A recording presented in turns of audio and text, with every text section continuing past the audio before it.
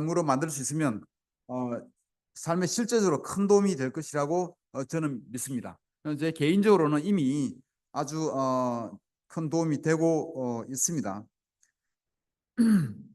말씀의 포인트는 똑같이 갈등은 기회를 준다이고 마태복음 5장 23절에서 24절까지를 읽으면서 시작하겠습니다. 23절. 그러므로 내가 제단에 제물을 드리려고 하다가 내 형제나 자매가 내게 어떤 원한을 품고 있다는 생각이 나거든 너는 그 제물을 제단 앞에 놓아두고 먼저 가서 내 형제나 자매와 화해하여라. 그런 다음에 돌아와서 제물을 드리라. 여러분은 갈등을 겪어보셨습니까?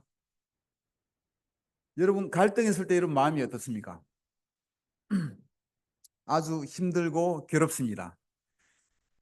그래서인지 예수님은 갈등이 있을 때 그러니까 원한 들을 만한 나와의 관계에서 누군가 나에게 원한을 가질 만한 일이 있으면 하나님께 제물을 드리기 전에 먼저 가서 그 갈등을 해결하고 오라고 말씀하였습니다.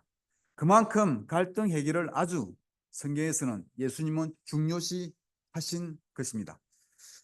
갈등은 우리 사람들 관계에서 굉장한 심한 관계에서의 손상을 초래할 수가 있습니다. 갈등은 우리 삶에서 아주 많은 것들을 빼앗아갈 수가 있습니다. 부부간 갈등이 있을 때 그 감정 소모는 헤아릴 수 없이 큽니다. 심하면 하루 24시간 쭉 깨어있는 동안에 깨어있는 시간 대부분을 머리 한 곳에서 그것이 차지해서 저를 괴롭힙니다. 저는 자는 시간까지도 편안하게 놔두질 않습니다. 잠도 설치게 만들고 잠 못 이루게 만들고 아침에 자고 일어나도 머리가 개운치가 않아요. 그만큼 갈등이 우리 삶에 우리 마음에 미치는 영향은 아주 지대합니다. 그런 갈등이 있을 때 누구도 우리 집에 사람을 초대할 수 없을 거예요. 갈등이 우리 삶에 있을 때 그리스도인으로서 가장 최악의 일은 그 갈등이 우리가 그리스도에 대한 우리가 말씀을 증거할 수 없게 만든다는 것입니다. 즉 말씀을 증거할 수 있는 능력을 파괴시킨다고 하는 점입니다. 우리 가정에 갈등이 계속 있을 때, 우리 교회에서 신랄한 논쟁에 빠져 있을 때, 또는 서로 냉정하게 마음이 갈라져 있을 때, 우리는 사람들에게 예수 그리스도의 사랑을 전할 수가 없을 것입니다. 그러므로 우리 그리스도인들은 갈등을 잘 해결하고 화평하게 하는 자가 되어야만 합니다. 갈등을 잘 해결하면서 평화가 없는 곳에서 화평하게 만드는 자가 바로 우리 그리스도인들이 해야 할 일인 것입니다. 마태복음 5장 9절에서는 평화를 이루는 사람은 복이 있다고 했습니다. 평화를 이루는 사람은 복이 있다. 하나님이 그들을 자기의 자녀라고 부르실 것이다 라고 하고 있습니다. 보통 갈등이 있으면 사람들은 몇 가지 반응을 하는데요. 그 중에 한 가지가 회피하는 반응입니다. 세 가지 반응으로 볼 수 있습니다. 한 가지가 회피하는 반응이고 갈등이 있어도 이 회피는 아주 쉽게 우리 삶에서 일어납니다. 아주 흔하게 일어나는 반응입니다. 갈등이 잠재적으로 있는 걸 알면서도 못 본 척 덮어두는 거예요. 잠재적으로 관계에 금이 갈라지고 관계가 깨어지고 있어도 못 본 척 덮어두는 거예요. 못 본 척, 모르는 척 하면서 그냥 지나가는 것입니다. 왜냐하면 너무 힘들고 귀찮으니까. 이 직면하기가 너무 힘드니까. 에너지 소모가 너무 많으니까. 이것은 일반적으로 문제를 더 키우고 악화시키는 것이 일반적입니다. 도망가는 반응, 내가 회피하는 게 도망가는 반응인데 어떤 경우는 덮어두는 것도 있지만 어떤 경우는 포기하고 도망가는 경우도 있습니다. 가정에서 부부싸움 자주 하다 보면 가출을 합니다. 나중에는 이혼을 하게 됩니다. 형제자매 사이에서 너무 힘든 일이 계속되면 교제를 안 합니다. 전리를 해버립니다. 회사에서 너무 힘들면 사직서를 내버립니다. 교회에서 힘든 관계가 지속되면 교회를 바꾸어 버립니다.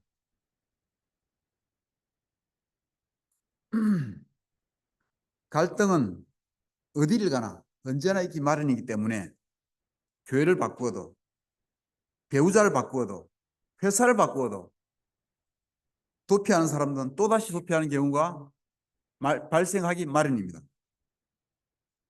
한번 이혼한 사람이 또다시 이혼하는 통계가 높은 것이, 통계를 보면 한번 이혼한 사람이 또 이혼할 가능성이 훨씬 높다 그럽니다. 아마 그러한 이유에 있을 것입니다. 그러나 필요에 따라서 잠시 서로 떨어져서, 전략적으로 후퇴해서 떨어져서 서로 생각을 정리하고 관계에 대해서 성찰하고, 그런 관계를 포기하는 것이 아니라면 그런 시간을 무조건 나쁘다고 하지 않아요. 그런 시간이 필요할 수 있을 것입니다. 그렇지만 관계를 포기하고 내가 노력할 수 있음에도 하는 것, 그렇게 포기하는 것은 도피하는 것이고 바람직하지 않습니다. 청소년의 자살이 심각한 사회 문제가 되는 이유도 청소년들이 이 갈등이 생겼을 때 어떻게 이것을 건설적으로 대처해야 하는지를 배우지 못했기 때문에 삶에서의 도피 현상으로 나타나는 경향이라고 볼 수가 있다고 합니다. 이게 회피, 도망하는 방법이고, 또 한 가지는 갈등이 있을 때 싸우는 방법이에요. 공격하는 방법입니다. 우리는 서로 의견이 다른 경우가 있을 때, 서로 의견이 다르면 이 대립이 이어집니다. 팽팽한 대립이 이어지고 긴장감이 생깁니다. 나중에는 서로 공격합니다. 이렇게 공격으로 발전할 때가 자주 있습니다. 성숙하게 반응하지 않으면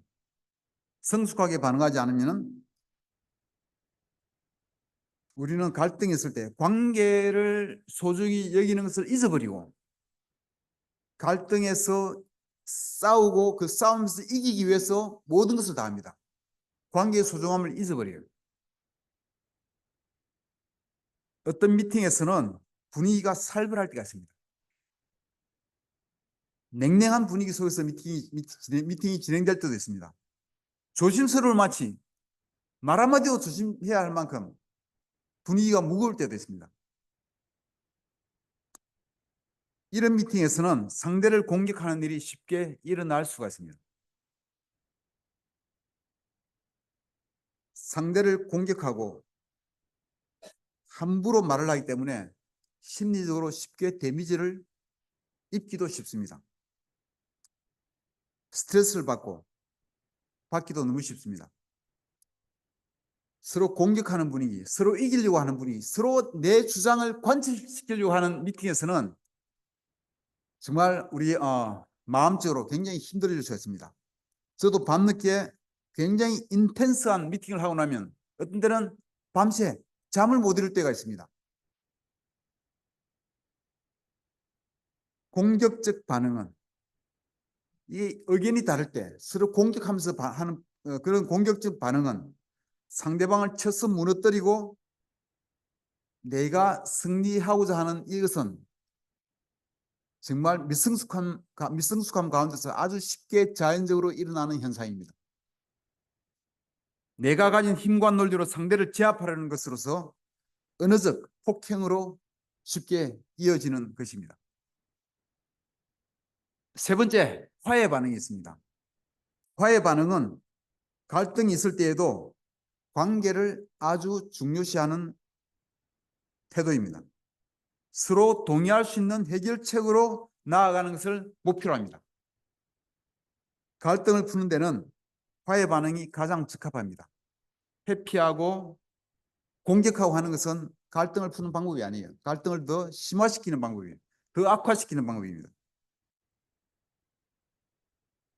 이 화해 반응으로 우리는 그리스도의 복음을 우리 삶에 적용시켜서 나타내 보여줄 수 있는 그런 방법이 화해 반응입니다. 갈등이 서로의 관계를 해쳤을 정도가 되면은 우리는 반드시 마음을 열고 얘기를 해야 하고, 예수님의 에게서 배우는 사랑과 용서의 태도를 통해서 관계 문제를 풀어가야 합니다. 왜냐하면 관계는 우리 삶에서 아주 매우 대단히 중요한 것이기 때문입니다. 만약 개인 간으로 개인 둘이서 해결이 어려운 경우는 다른 사람들의 도움을 받아서라도 뭐 조정이나 중재나 마태복음에 나온 것처럼 한두 사람 더 데려가서라도 해결을 해야 할 것입니다. 또 어떤 때는 교회 인도자들이 직접 개입해서 도움을 받아서 해결을 해야 될 때도 있습니다. 그러나 이 모든 경우에 이 모든 과정에서 또 관계를 중요시하면서 공격하는 것이 아니라 관계를 중요시하면서 사랑으로 해 나가야 하는 것이 모든 이 화해 반응의 공통점입니다. 한 사람이 가서 얘기를 하든 두세 사람이 가서 얘기를 하든 교회에서 얘기를 하든 간에 이 사랑과 공격적인 반응이 아니라 사랑으로 하는 것, 화해 반응으로 하는 것이 중요할 것입니다. 어떡하지? 화해 반응을 나 밥 하면 먹었지, 그 안 화해 반응을 먹었어? 잘하면 결과적으로 관계 그러면 안 될 회복이 것 같아. 될 가능성이 높아요. 그런데 엄마 아빠가 공격적인 라면 먹고 반응으로 있는데 안 나갈 먹게 때는 하죠. 관계가 나중에 관계가 단절되는 결과로 이어질 수가 굉장히 쉽습니다. 공격적으로 하면서 관계를 관계가 좋아지기를 기대하는 것은 도저히 말이 안 되는, 도저히 있을 수 없는 일이 되는 것입니다. 에베소서 4장 11절에서 13절을 보시겠습니다. 에베소서 4장 11절에서 13절. 그분이 어떤 사람은 사도로, 어떤 사람은 예언자로, 어떤 사람은 복음 전도자로, 또 어떤 사람은 목사와 교사로 삼으셨습니다. 그것은 성도들을 준비시켜서 봉사의 일을 하게 하고 그리스도의 몸을 세우게 하려고 하는 것입니다. 그래야 우리 모두가 하나님의 아들을 믿는 일과 아는 일에 하나가 되고 온전한 사람이 되어서 그리스도의 충만하심의 경지에까지 다다르게 됩니다. 아멘. 하나 기억해야 할 것은 우리가 종종 갈등으로 비화하는 이유 중 하나는 그 시작은 서로의 의견이 다를 때가 많이 있습니다. 의견이 달라도 성숙하게 서로 논의하고 이해하면은 이 갈등으로 되지 않을 수 있는데 그렇게 우리 마음에 열린 마음이 부족할 때는 이 갈등으로 치닫기가 쉽습니다. 어떤 사람은 사도로, 어떤 사람은 예언자로, 어떤 사람 또 목사와 교사와 복음 전도자로 이렇게 예수님은 사람마다 다른 역할을 주셨고 또 다른 달란트를 주셨고 또 그들의 생각이나 가치관도 다른 부분이 많이 있게끔 따로 만드셨습니다. 그렇지만 그들이 함께 일하게 하였고 함께 하나가 되게 하셨고 함께 그리스도의 충만하심의 경지에까지 함께 다다르게 이렇게 만드셨습니다. 우리는 각기 다르지만 하나가 될 수 있고 함께 일할 수 있습니다. 예전에 ICOC 1.0 시대에 처음에 인도자의 뜻에 반하는 말은 인도자 미팅에서 감히 입 밖에 내지를 못하고 마음속으로만 생각해야 됐고 침묵을 지켜야 했습니다. 그것이 밖에 나오면 밤새 제자훈련의 이슈가 될 수도 있었습니다. 자신과 다른 생각을 성숙하게 핸들하지 못하였고 다른 사람의 의견을 생각을 컨트롤하려고 많이 하였습니다. 자기 뜻에 맞게끔 통제하려고 했습니다. 그것이 컨트롤되지 않으면 굉장히 어려운 일이 계속 있을 수밖에 없습니다. 어쩌면 저도 그렇고 우리 일부 인도자들은 그러한 과거의 성향이 아직도 일부 남아 있을 수가 있습니다. 우리는 성숙해질 필요가 있습니다. 우리는 같은 사안에 대하여 종종 다른 의견을 가질 수가 있고 그 다른 의견이 죄에서 비롯된 게 아니라면 건강한 생각에서 비롯된 다른 의견이라면 또 다른 확신을 또 가질 수가 있는 것입니다. 이러한 차이들은 옳고 그름의 문제가 아닙니다. 우리는 관계들에서 모두가 하나됨을 추구해야 하지만 일률적으로 천편일률적으로 획일화되는 그것은 성경하고 맞지 않습니다. 획일화하는 것은 옳지 않고 그렇지만 그래도 생각이 달라도 확신이 달라도 우리 모두는 하나가 될 수 있는 것입니다.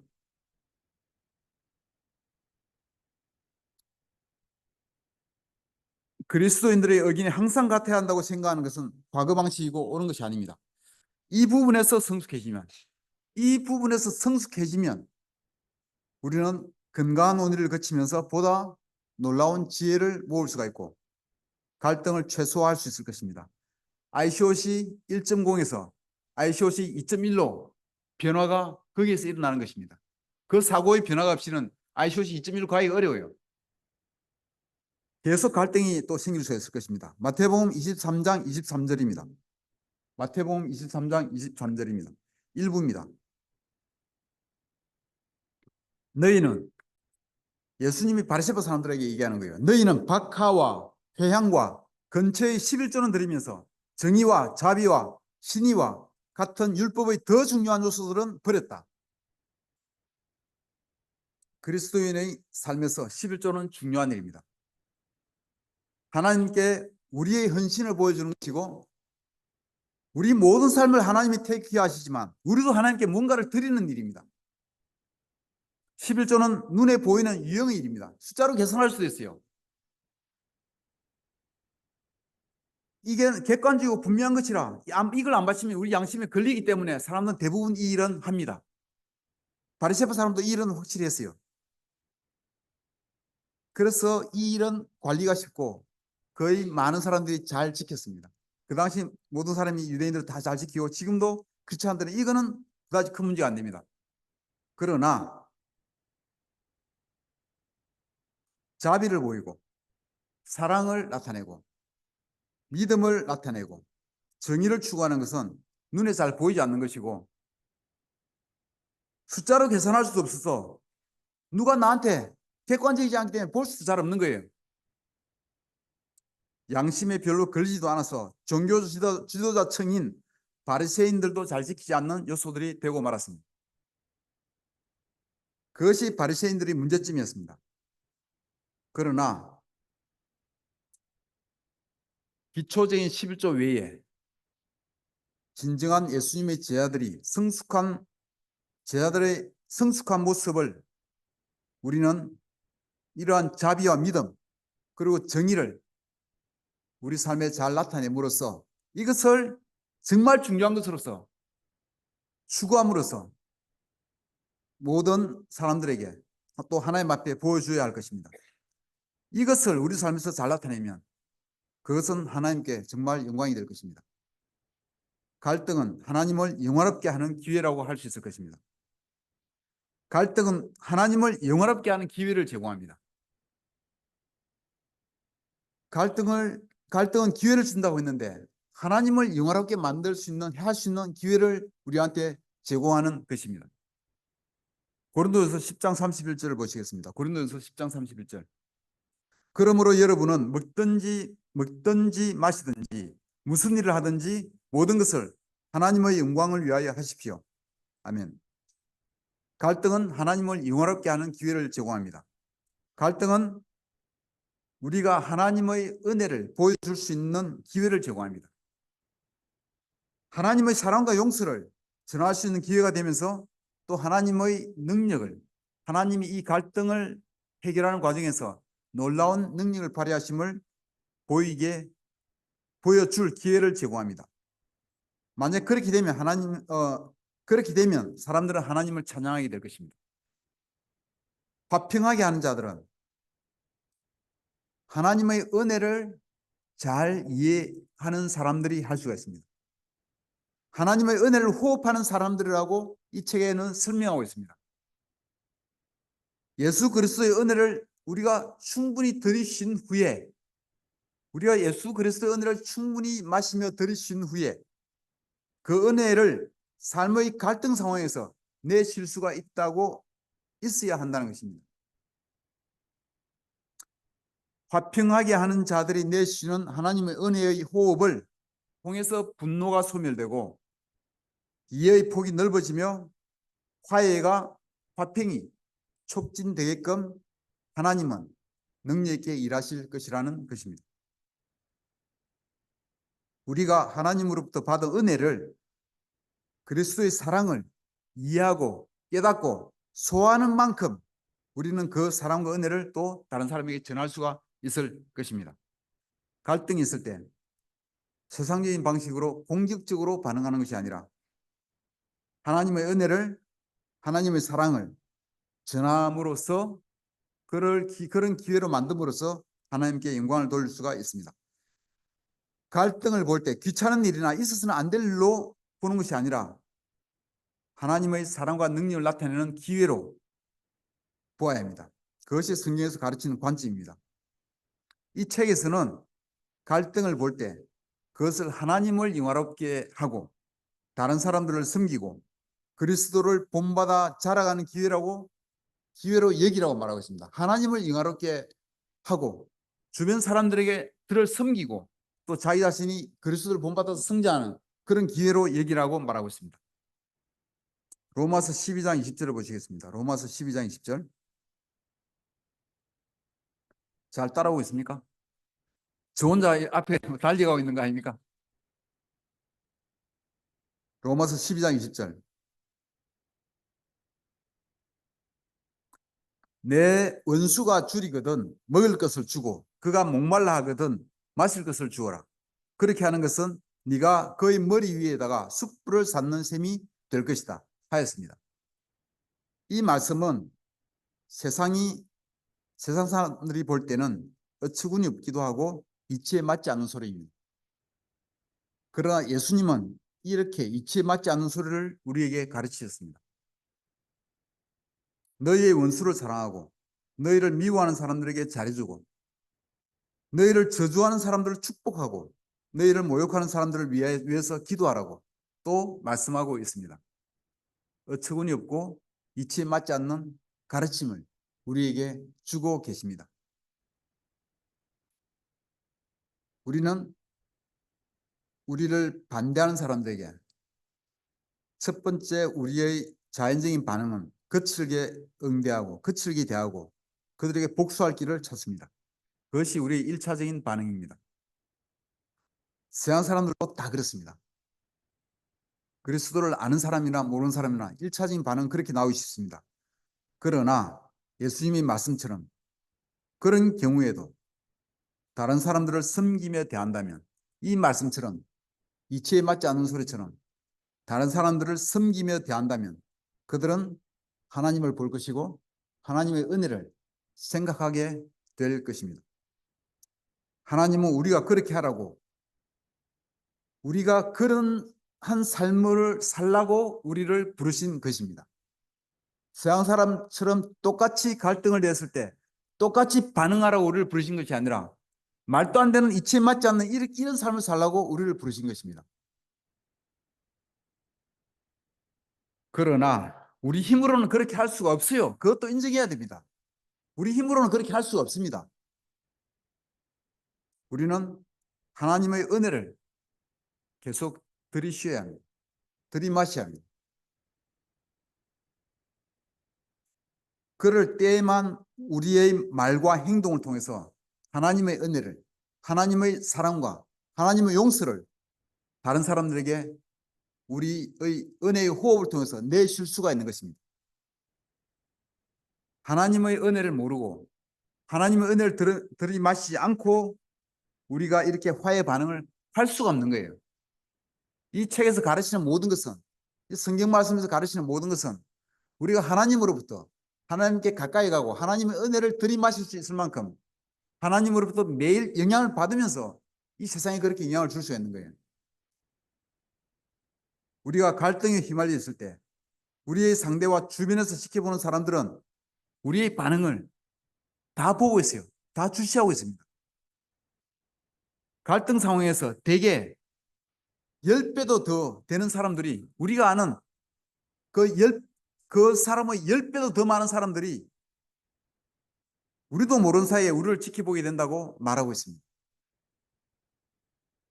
우리가 세상의 방식으로 우리의 감정대로 상대방을 강하게 공격한다면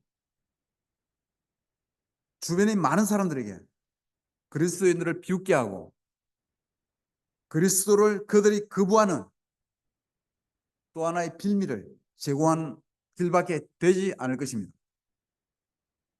그러나 반대로 우리가 우리를 반대하는 사람들에게 우리가 하나님의 은혜와 사랑을 보이고 겸손함으로 말씀대로 복음대로 그들에게 화해 반응으로 다가가고 대한다면 우리를 지켜보는 많은 사람들에게 하나님을 알려주는 놀라운 기회가 될 것입니다.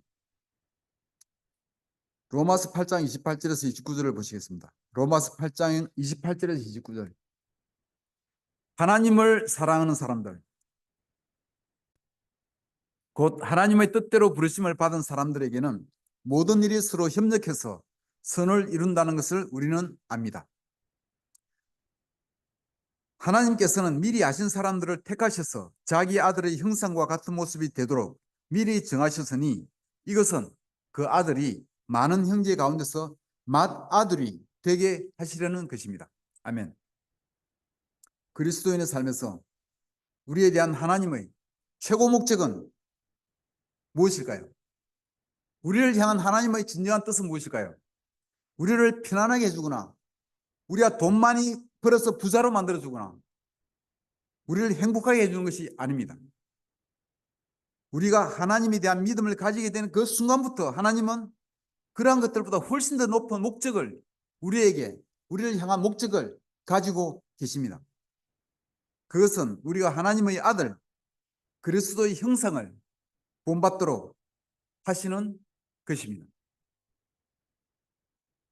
우리가 하나님을 믿기 시작한 그 순간부터 하나님은 우리를 바꾸기 시작하셨으며 그 우리를 바꾸시는 일은 우리 전생에 걸쳐서 하나님을 만날 때까지 이 과정을 지속하실 것입니다. 우리는 나날이 새로워지면서 점차 예수 그리스도를 하나님의 아들을 닮아가는 변화하는 삶을 살아가야 하는 것입니다. 갈등도 그러한 기회가 된다는 것입니다. 갈등은 하나님께서 사용하시는 여러 도구들 가운데서 하나로서 하나님은 이 갈등으로 인하여 우리가 더 그리스도와 같은 성품으로 성장하도록 도와주고 계십니다. 갈등을 통해서 우리 마음 안에 있는 죄성은 너무나 쉽게 드러나게 되어 있습니다. 갈등이 있을 때 평소에는 너무나 나이사 모습으로 있다가도 갈등이 생기면 우리의 점잖은 모습 안에 있는 죄성이 쉽게 밖으로 드러나게 됩니다. 갈등은 우리의 완고한 고집과 교만과 용서하지 않는 마음과 비판적인 마음을 드러내는데 아주 효과적으로 쓰입니다. 영적 성장의 ABC라고 Adversity builds character. 역경은 성품을 성장시킨다. 역경을 통해서 우리의 성품은 점차 예수님을 닮아갈 수 있다는 것입니다. 갈등을 바라볼 때 회피하거나 공격적 반응을 하고자 하는 생각을 내려놓고 갈등을 통해서 우리가 성장할 것을 기대하고 성장할 것에 더 많이 생각을 집중하면 우리는 갈등 해결의 과정을 좀 더 화해 반응으로 잘 이끌어 갈 수가 있을 것입니다. 그리고 우리는 그리스도의 형상을 본받아 성장하는 최고의 축복을 경험할 수가 있게 될 것입니다. 요한복음 5장 30절에서 세 구절을 읽겠습니다. 30절. 그것은 내가 내 뜻대로 하려 하지 않고 나를 보내신 분의 뜻대로 하려 하기 때문이다. 8장 29절. 나를 보내신 분이 나와 함께 계신다. 그분은 나를 혼자 버려두지 않으셨다. 그것은 내가 언제나 아버지께서 기뻐하시는 일을 하기 때문이다. 요한복음 17장 4절. 나는 아버지께서 내게 하라고 맡기신 일을 완성하여 땅에서 아버지께 영광을 돌렸습니다. 아멘. 마무리하겠습니다. 우리가 이 세상에 사는 까닭은 우리 마음대로 우리를 위해서 살기 위해서가 아닙니다. 우리가 지금 이 자리에 있는 것은 우리를 보내신 분이 계시기 때문에 우리가 이 자리에 있는 거예요. 하나님이 예수님께 하라고 맡기신 일이 있듯이 우리에게도 하나님께서 맡기신 일이 있습니다. 그 일을 완성하여 하나님 아버지께 영광을 돌리는 우리 모두가 되기를 바랍니다. 우리는 우리를 보내신 분의 뜻을 실행하기 위하여 존재하는 것이고 우리를 보내신 분의 영광을 위해서 우리는 사는 것입니다. 갈등이 있을 때 그 갈등을 통하여 하나님을 영화롭게 하는 우리 모두가 되기를 바랍니다. 우리 자신의 뜻을 따르는 것이 아니라 나를 보내신 분의 지시에 따르고, 분명히 나를 보내신 분이 있어요. 그분의 지시에 따르고 나를 보내신 분의 뜻에 충실할 때 그 결과는 내 책임이 아닙니다. 그분이 놀라운 기적을 행하실 것입니다.